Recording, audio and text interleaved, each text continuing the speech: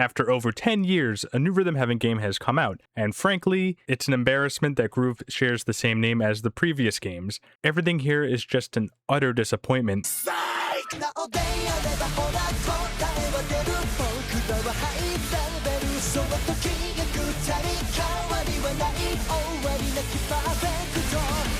To not waste your time, my final verdict on this game is that it frickin' rocks. It definitely matches up with the quality from all the other games in the series, in my opinion. Is it my favorite? I can't go that far, but with the amount of content, the amazing music, and that price that is almost unheard of from Nintendo nowadays, it is certainly worth picking up. I would say if you are a fan of the series, go pick up a copy immediately, but I don't think that's entirely true, as I've seen various posts online talking about this game being the weakest in the series. Is it though? What makes my opinion worth listening to? I'm not really sure, but someone in my Megamix video wanted my thoughts on Groove, and I'm not going to let those commenters down. Rhythm Heaven Groove. It's actually pretty surreal that it's finally here, and that I can physically grasp it. I mentioned in my last video that Megamix really seemed like it was going to be the final game in the series. Just came off as a last hurrah in a way. Out of nowhere though, Groove was announced in a direct, went MIA for a year, and then revealed it was coming out in just a few months. That wasn't even the best announcement though. The craziest thing leading up to the release was that it was going to have 80 new minigames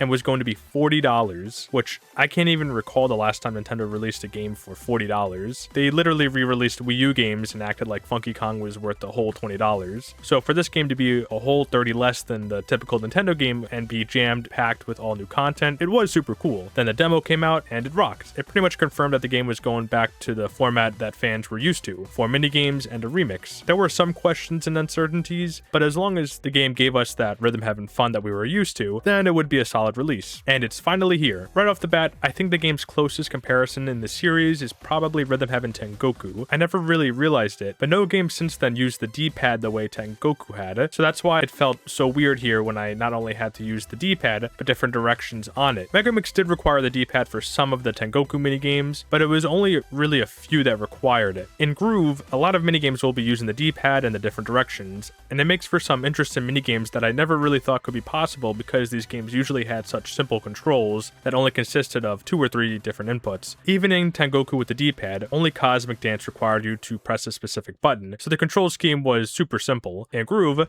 there's now 4 possible inputs. I know it doesn't seem crazy, but that combined with all the different minigames, it can make learning these new minigames and mastering them a little trickier than previous Rhythm Heaven games. I don't mind this change, but one thing I will say is that it will make Groove a little more difficult to pick up after long breaks, unlike previous games in the series. Rhythm Heaven is one of those series that once you master it, those skills never really go away. I feel like even after taking a break from this game for years, I can go right back into it and ace these minigames as if I never stopped playing. Due to all these minigames having different control schemes, I have a feeling this game isn't going to be one you can just jump right into after taking a year or 2 off. This only applies to some of the minigames, not all of them. This has happened to me already through my first playthrough where I tried replaying the games like Superstar after beating the game and forgot the controls, specifically how to spin. I could be wrong, as this is just me making predictions, and the more I play the minigames, then it'll become second nature like the other games in the series. It's also me complimenting this game that they were able to have so many minigames that felt as unique as they did. I mentioned it already, but this game does a lot of creative things with the D-pad that wouldn't have been possible in any other Rhythm Heaven other than possibly Megamix, but that game didn't add any new minigames that used the D-pad. The clapping of Hi-Fi Fever, the alternating of Backup Spotlight. It's super cool what Groove does with its simple control scheme. It makes the game stand out in a way that I didn't think it could. The controls aren't the only way this game stands out. The big thing here is that there is a whopping 80 minigames here, sort of. There's 37 new minigames here. That 80 advertised includes the sequels as well. 37 might sound like false advertising, and then you see that there's a total of 20 remixes, the final row of the game just being remixes. Even in Megamix, which had more minigames than Groove, it limited the remixes to 10. Here there's a whole 20. I will say though, compared to every other Rhythm Heaven game I've played, I had the most bipolar experience and feelings towards this game, where at some points I'm loving it, at other points I'm thinking it's a disappointment, and at some points I think it's the best game in the series. I sort of felt this way about Megamix a little bit, but it was really only in the beginning that I thought it was a stinker while the rest of the game rocked. Here, there were weird intervals where I really felt this game wasn't going to be up to the standards of the ones before it. The majority of the minigames are very well made, I will be clear about that. They are fun, come with great music, and there were no real bad ones here, which was surprising since there was so many new minigames. I think the most abundant gimmick a lot of these minigames have are visual distractions or hindrances. Rhythm Heaven has done this in the past with minigames like Flock Step and Monkey Watch, but here, there's quite a lot of minigames where there's either something blocking you from seeing, or there's a lot going on in the background to distract you. A lot of these visual distractions made these minigames feel more unique. Still, among these great ones early on, none of them really clicked as instant favorites the same way minigames like Hole in One and Lockstep did for me. Again, the games are good, and many come with great songs, but nothing I'd put in my personal favorites. Even Megamix with its smaller selection of new minigames had ones that I loved early on. It also didn't help that we got sequels so early here. By the 7th row, once I saw that there were sequels so early on, I was really put off knowing that if there was going to be so many minigames, that means everyone was going to get a sequel. I do like sequels, but most of them play pretty much the same or have similar sounding music compared to their originals. Only a few really changed the game enough to make it feel like a completely different game that is either way better or way worse than the original. That's what I was expecting to hear at first, to just be playing the same minigames with one more prompt or a slightly different song. The first 2 rows of sequels kind of felt that way, where the games just felt like slightly harder versions of the original games that didn't really change much besides having some new music, though Brawley Good Show 2 was definitely a standout. However, as I played more of the sequels, I actually found myself enjoying just how different many of them are. Another change groove made from previous games is that most sequel minigames have a new song, and many of them add new prompts that pretty much change the minigames entirely, such as Hoop Trundling adding bubbles that make some of the cues silent, Star Sweeper switching from a cue-based minigame to a keep the beat one, and Crab Snacks changing the way you bump for certain objects. And like I mentioned, the sequels change the music, and for sequels like Soda Hop, Can Do, and Star Sweeper, it's definitely some of the highlights in the soundtrack for me personally. It made it so every game felt like a fresh experience rather than just playing a slightly harder version of the original. There are minigames here where one version of the game is one I like, but that's about it. I just think it's okay, while the other version is one of my absolute favorites in the series. I think this is probably my favorite change this game made, and it's one I didn't know the series needed until now, so safe to say that the minigame quality here is really good. I won't go into too much detail about each one since I think this game is best experienced going in blind, but I promise you won't be disappointed. There's a ton of games here that I think are instant classics and are up there with some of my favorites in the series. However, I do have to halt my unrelenting praise of this game to complain about one thing that I've seen many people complain about that I do agree with, that being the remixes here being a little lackluster. Not all of them, but a good portion of them, at least half of them, really don't stand out that much, and only a few of them are up there with my favorites. There's 2-ish reasons for this. The first reason, but smaller one, is that almost all the remixes aren't themed. Only 3 are strictly themed, where it changes how the minigames look, while 3 others have soft themes that are technically different, but it's more small changes like the background changing. The thing about the themes are that it stinks that only 3 have apparent themes, and it makes the remixes stand out a little less, though this isn't the big problem since themes rarely decide the quality of a remix in past games. Like Barbershop Remix is one of the best themed remixes with how everything is connected, but since the music and gameplay aren't interesting, it's considered one of the weakest remixes in the series. Still, a good theme can make an alright remix stand out more.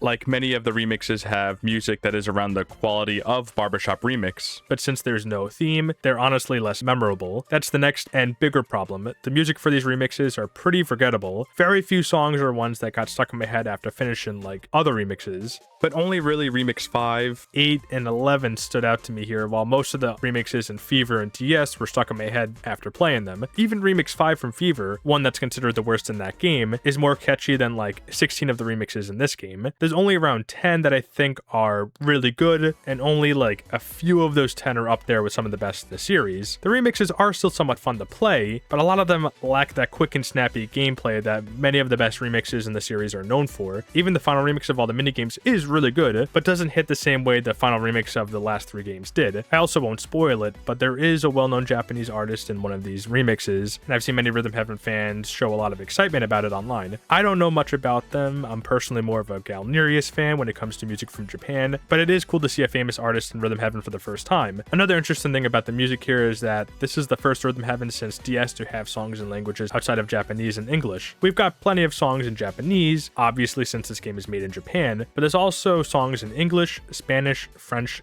and Italian. All we need now is some Mongolian throat singing, and only then will the soundtrack be complete. I might have been alone on this from what I've read online, but I actually really like the English translations of songs from the DS and Fever Rhythm Heaven, and kind of preferred them honestly, so I am a little disappointed that the songs are just in one language, but I'd rather have this than what Megamix did. Not only in terms of the minigames or remixes is this game bigger, but it has a ton of bonus content. First, it probably has the most extensive and diverse multiplayer content than any other game in the series. You could technically say that there was more playtime for Megamix's multiplayer, but that multiplayer was just the challenge trains but with friends. Here, all the minigames are unique, each one comes with 3 different versions, some are co-op, some are competitive, and in the brief time I spent with the multiplayer in this game, these minigames are easier to pick up than the ones in the solo mode, but that's a good thing since it allows this game to be more accessible when you're playing with friends who aren't as familiar with the series, and the series is not always beginner friendly. All of the minigames here, even the versus ones, are easy to pick up on, so no one is consistently a hindrance on co-op games, but isn't at a severe disadvantage for the versus mode. This obviously isn't going to be a replacement for the solo mode, but you can get a lot of mileage out of the multiplayer. Along with that, there's plenty of bonus content here. One that I was surprised to see was super detailed was Beat Spell. It starts off pretty simple, nothing crazy, and I was thinking it was going to be like a short bonus mode that could last me like 20 or so minutes, but once you learn more spells, then it really begins to pick up into something really fun. I didn't complete it, but I really enjoyed the brief time I spent on this mode. It feels like a test for what could one day be a full-fledged game. There's also plenty of toys and bonus games here, along with some other content. The sheer amount of content for what isn't even a full-priced game is kind of crazy. There's just one nitpick I have about one bonus feature in this game. It's a bit of a spoiler, but it's a Rhythm Heaven game, so I doubt it's a huge one. I guess after seeing so many people attempt blindfolded Rhythm Heaven runs, the game decided to do a night mode, which is basically playing the minigames blind. Cool, except that it has such a strict requirement to unlock. You have to perfect a minigame 4 times to unlock the night mode for just that one minigame. I might add, you must perfect the minigame once, and then 3 times in a row afterwards. A strangely strict requirement to unlock a simple feature. It's cool, but I wish it was more easily accessible. Maybe a reward for perfecting the minigames once. You might say it's a skill issue, and that's true too, but it's also a time issue. Believe it or not, YouTube is just a hobby for me. I know, crazy, right? I work a full-time job and don't really have the time or effort into getting so good at this game where I perfect every minigame 3 times in a row. Maybe for a couple minigames I could do it, but I don't have the time to put all this effort into unlocking this bonus feature for every minigame. It's a cool feature that I wish was a little easier to obtain, and it doesn't change my opinion of the quality of this game. I think the best word I can use to describe Rhythm Heaven Groove is massive. Everything here is just bigger than what we were used to with previous Rhythm Heaven games. There's more new minigames, the minigames and remixes are longer, with most of them being over 2 minutes long. The longest remix in the series is in this game. There's the most amount of content. There's just a lot, and with the sheer amount of content here, I think it's well worth the price. I would say if you've loved the previous games, then you'll certainly love this one. Though, I will say I have seen plenty of people online say they were a little disappointed by this installment, which personally I don't agree with, but it isn't too surprising that people feel this way. Rhythm Heaven is a series that almost everything about it comes down to personal tastes and preferences. I do believe every game in the series, even my least favorite Tengoku, all are amazing games, though since every game is so different from it having all new songs, games, and controls, for the most part, it makes it so almost every opinion about this game comes down to personal preferences. I feel more than many other game series. Even something like the difficulty in these games aren't universal, except for maybe a few minigames. Like I've seen plenty of people say Yumbot is hard, but I personally had no problems passing it. Of course, there are minigames and remixes that tend to be many people's favorites in this series, like Remix 8 from DS and Remix 9 from Fever, but what people like or dislike from these games can vary greatly. That's why it isn't too surprising to see there are many people in the comments of my Megamix video claiming this game is a disappointment for various reasons. Some for personal reasons, like how the games play, or the music, and others for more objective reasons, like the UI and the lack of theming in the remixes. Again, to go as far as to say this game is a disappointment, I think is going a little too far, even with things like the menus. Yeah, it looks like a less interesting version of Fever's menus, but it doesn't make the game unplayable. And the remixes aren't the best in the series, but many of them are still really good, and I think the high minigame quality in both gameplay and music makes up for some of the remixes not being as good as the ones from other games. Still, when it comes to things like music or how fun these games are, it really comes down to your preferences. Though if you loved games in this series regardless of some of their flaws, then this game is no different. It changes things up where it stands out compared to the ones before it, but at the end of the day, it's still Rhythm Heaven. If you love the others, then I'm sure you'll love this one as well. Again, this game could have had half the amount of content, and I would have been happy enough to have a new Rhythm Heaven game. Yet the developers went above and beyond with this game, and hopefully by the high sales numbers, this means more games in the future, hopefully. Anyways, I have to get back to playing more of this game. See you all next time.